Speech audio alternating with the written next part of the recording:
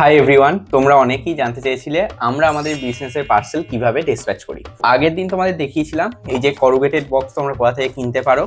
এছাড়া তোমাদের জানিয়েছি বাগরি মার্কেট, বড়বাজারের বাগরি মার্কেট থেকে তোমরা এরকম প্যাকেজিং বক্স আনতে পারো।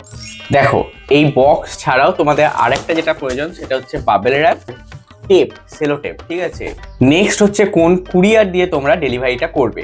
আমরা আমাদের বিজনেসের প্রথম দিকে সিপ রকেট বলে যে অ্যাপটা আছে ওখান থেকে কুরিয়ার করতাম। ওখানে তোমরা একটা অ্যাপের মধ্যেই বিভিন্ন কুরিয়ার সার্ভিস পেয়ে যাবে।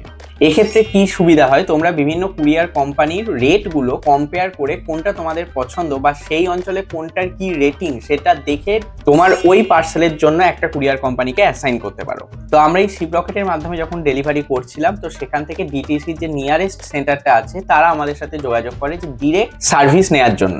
নেক্সট কিছু মাস পর সিপ রকেটে আমরা একটা প্রবলেম ফেস করি।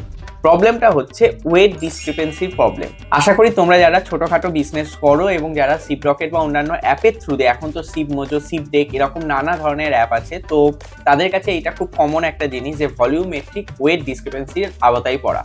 তো কি হতো না, আমরা যখন এক একটা লটে 30টা 40টা করে প্রোডাক্ট ডিসপ্যাচ করতাম, তখন ওখান থেকে 3টে কি 4টের ভলিউমেট্রিক ওয়েট ডিসক্রিপেন্সি দেখি আমাদের ওয়ালেট থেকে একটা নির্দিষ্ট টাকা কেটে নেওয়া হতো। ঠিকঠাকভাবে মেজারমেন্ট দেওয়ার পরেও এটা যখন বারবার হতে থাকলো, তখন আমাদের যেহেতু অপারেশনাল কস্টটা বেড়ে যাচ্ছিল, তখন আমরা ভাবলাম যে না, আমরা তাহলে একবার ডিটিসি অফিসের সাথে কানেক্ট করি।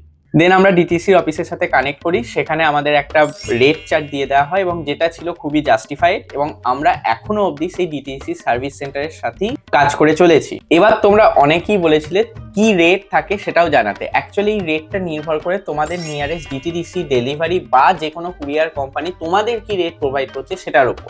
আর হ্যাঁ, একটা কথা আমাকে বলতেই হবে, ডিটিসি সার্ভিস কিন্তু সত্যিই ভালো।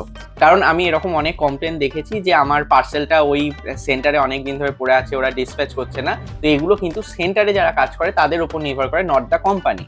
তো আশা করি তোমাদের মোটামুটি একটা আইডিয়া দিতে পারলাম যে আমাদের ডেলিভারি কিভাবে আমরা করি, এবং তোমাদের একটা ছোট্ট গাইড করে দিতে পারলাম।